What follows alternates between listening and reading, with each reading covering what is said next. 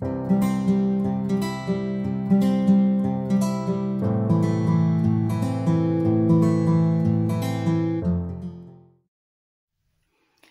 hello, j'espère que vous allez bien. Avant tout, je voudrais vous remercier pour vos abonnements depuis la dernière fois. Merci beaucoup. Merci aussi pour vos commentaires. Ça me fait vraiment plaisir de voir que ça y est, la chaîne commence à bouger et être un petit peu, à sortir un petit peu du lot. Donc, merci beaucoup à vous. Merci pour votre soutien et merci pour votre fidélité. Alors, petite vidéo aujourd'hui parce que on m'a demandé quelle était la différence entre les épargnes et les défis. Alors, clairement, les épargnes, pour moi, je parle, après chacun fonctionne comme il le sent, comme il le veut. Moi, les épargnes, c'est tout ce que j'ai besoin de prévoir pour l'année. Donc, je vais vous montrer donc, hop, ma liste des épargnes. Donc, vous voyez, en début d'année, eh bien, on se projette un petit peu sur l'année, sur les événements à venir. Et on voit un petit peu quelles sont les catégories. Donc, par exemple, pour moi, déjà, j'ai le fonds d'urgence. Ce qui est important, il est en cours, cette épargne est en cours depuis l'année dernière, puisqu'il faut quand même que j'atteigne 1 280 €. Donc, je mets normalement 40 €, enfin, c'est pas normalement, je mets 40 € par mois pour remplir ce fonds d'urgence. Gros poste de dépense aussi pour moi à l'année, c'est les trajets en train de ma fille. Et là, donc là, j'épargne pour l'année suivante, N+1. Ce qui est beaucoup plus simple pour moi en termes d'organisation parce que c'est un gros budget. Donc c'est, voilà, pour moi, c'est plus simple, plus pratique de faire de cette façon. Et là, il faut que je mette 40 € par mois. Ensuite, gros poste de dépense aussi, c'est Noël. Donc là, pour le mois d'octobre, je me suis fixée en octobre parce que moi, je commence mes cadeaux au mois de novembre. Il faut que j'ai atteint 260 €. Donc, je mets 20 € par mois. Autre poste de dépense, c'est les anniversaires. Donc là, c'est pareil, c'est pour l'année prochaine puisque pour les anniversaires pour cette année, l'enveloppe est déjà faite. Donc là, ça fait comme pour le train, je fais à N+1. Donc là, d'ici le mois de décembre, il faut que j'atteigne 120 € pour mes anniversaires. Donc je mets 10 € par mois. Ensuite, j'ai la taxe d'ordure, parce que là, c'est 100 € aussi. Et pour moi, sortir 100 € sur un mois, ça fait un gros budget. Donc ça, je le planifie aussi. Donc d'ici le mois de décembre, il faut que je puisse mettre, je vais y arriver, excusez-moi, 100 €. Donc là, je mets 10 € par mois. J'ai la santé, donc dans l'enveloppe santé, ça comprend les rendez-vous chez l'ostéopathe, même si maintenant ils sont remboursés par ma nouvelle mutuelle. Mais vous savez, on a toujours des choses qui sont non remboursées. Par exemple, que ce soit certains médicaments, quand on va chez le médecin, il y a toujours un reste à charge et qui n'est pas forcément pris non plus en charge par la mutuelle. Il y a les lunettes. Parce que moi je porte des lunettes, les soins dentaires, puisque tous les ans, avec ma fille, on va faire un bilan, et il y a toujours, surtout ma fille, il y a des soins, mais bon, pour moi aussi, quand on vieillit, il y a des soins de couronne, des traitements de racines, etc. Et ça, parfois, ça dépasse, c'est pas pris en charge par la mutuelle, donc je préfère anticiper et avoir une petite enveloppe. Pour toutes ces petites dépenses, c'est aussi l'achat de parapharmacie, quand je vais à la pharmacie acheter une boîte de paracétamol ou voilà, des huiles essentielles parce qu'on est malade, etc. Ça passe dans l'enveloppe santé. Et là, je mets 20 € par mois pour remplir cette enveloppe. Comme autre projet, j'ai pour Amazon aussi, parce que là maintenant c'est 70 € et pareil, 70 € prélevés en une seule fois, ça fait un gros trou dans mon budget. Donc ça, je planifie aussi. J'ai pour les week-ends, parce que je fais pas de sortie resto, on va pas chez le coiffeur, etc. Donc de temps en temps, on se fait plaisir. Et avec mes filles, eh bien, j'aime bien partir en week-end. Enfin, j'aimerais pouvoir partir en week-end. On ne l'a pas encore fait. Mais que ce soit, je sais pas, partir une journée ou un week-end sur un petit peu plus loin. Donc ça peut comprendre une nuit à l'hôtel ou en gîte, le trajet, le carburant, le péage, peut-être un resto, enfin voilà, donc vu qu'on fait aussi des randonnées, des choses comme ça, bon, ou des visites un petit peu culturelles. Donc ça, c'est une enveloppe week-end, donc 300 €. Et quand l'enveloppe est pleine, on peut partir. Et celle-ci, elle roule tout le temps. Voilà. Et pour les vacances, donc pareil, budget vacances, c'est un gros budget, hein, surtout quand on est seul. Donc là, je prévois 1500 €. Là, c'est pour le mois de juillet cette année. Je ne sais pas si j'arriverai à atteindre les 1500 €.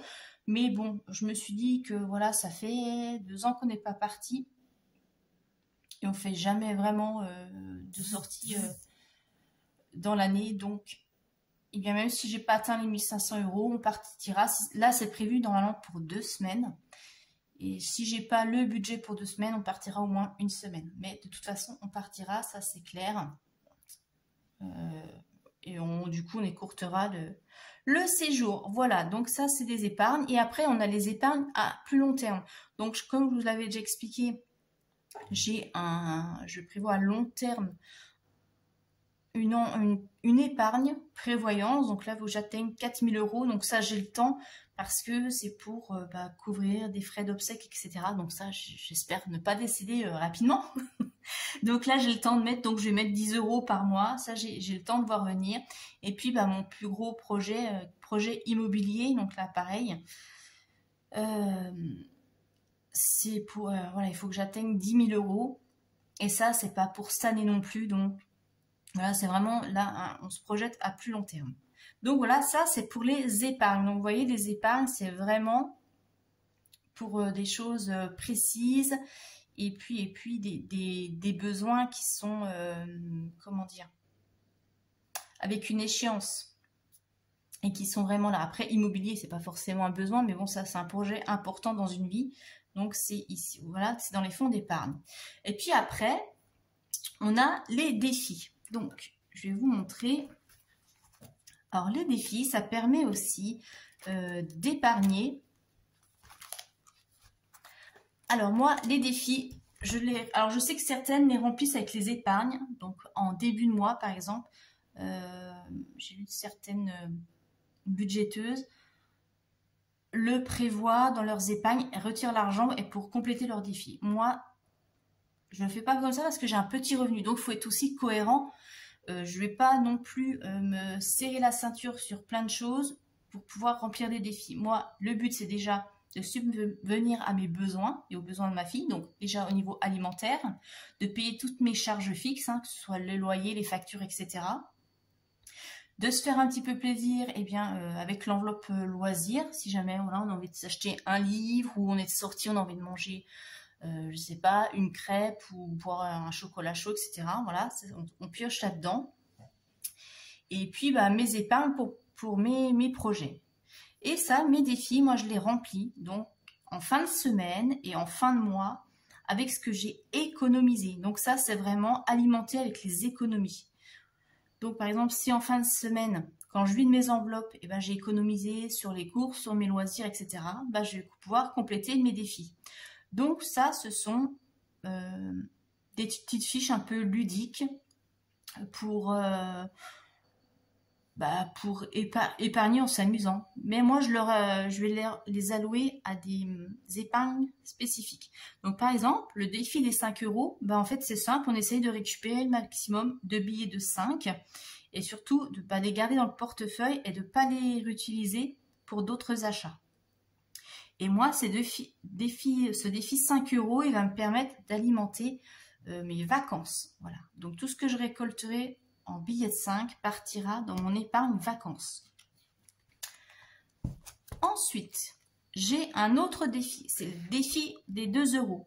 Donc là, c'est pareil, c'est le même principe. On garde toutes les pièces de 2 € et on les met dans le défi. Et ce défi, moi, me servira à alimenter mon épargne week-end. Défi 1 €, même principe, on garde toutes ces pièces de 1 € qu'on met de côté en fin de semaine, en fin de mois. Et là, moi, je l'ai mis dans pour moi. Donc, moi, ça va me permettre de me faire plaisir, soit d'aller, je sais pas, chez l'esthéticienne ou chez le coiffeur ou m'acheter un beau livre que j'ai lu mais que je peux pas trop m'acheter avec mon enveloppe loisir.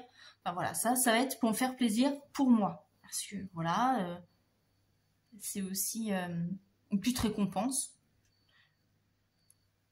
que je m'accorde. Voilà. Il faut aussi, puisque ma fille a l'argent de poche, moi j'ai rien pour moi, donc je vais m'accorder le défi 1 euro pour me faire plaisir. Qu'est-ce qu'on a d'autre? Eh bien, j'ai le défi d'or. Donc ça, comme je l'ai déjà expliqué plusieurs fois, il est inspiré du défi d'or de Blush Budget. Mais moi, j'ai modifié les montants pour qu'ils soient un peu plus adaptés à mon budget, à mes ressources. Et mon défi d'or, il ira alimenter mon projet immobilier. Parce que à terme, normalement, je devrais atteindre 248 euros. Donc, c'est un gros défi. Donc, ça sera plus logique de mettre dans l'immobilier. Mais bon, si j'atteins pas cette somme, peut-être qu'il sera reversé ailleurs. Mais pour l'instant, c'est le projet initial. Après, ben, j'ai mon petit défi météo. Donc ça, c'est simple. Tous les jours, on regarde le temps qu'il a fait. Et en fonction, eh bien, on met une somme différente par jour. Donc ça peut être 20 centimes, 50 centimes, 1 euro, 1,50 €. Donc là, j'ai mis. Bon, il y a des jours où je ne mets pas. Si j'ai pas la monnaie dans le portefeuille, je vais pas me tracasser la tête. Je ne mets rien. Et ce défi météo, alors je ne sais pas encore à quoi je vais l'attribuer parce que tout dépend quel montant j'aurai récolté.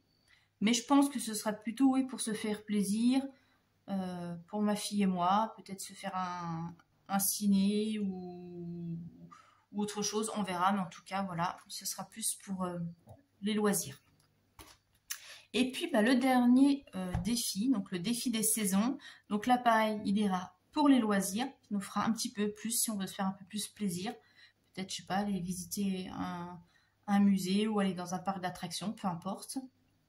Et là, c'est simple, c'est 10 € à chaque changement de saison.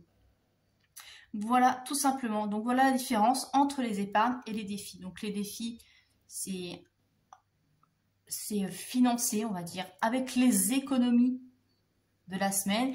Et les épargnes, c'est vraiment ce qui est prévu dès le début du mois et pour anticiper les grosses dépenses de l'année. Et des projets à plus long terme. J'espère que ça a été assez clair pour vous.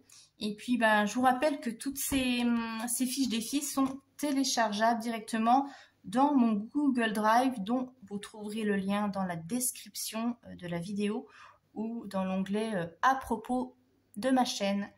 Je vous embrasse très fort et je vous dis à très bientôt. Bye bye.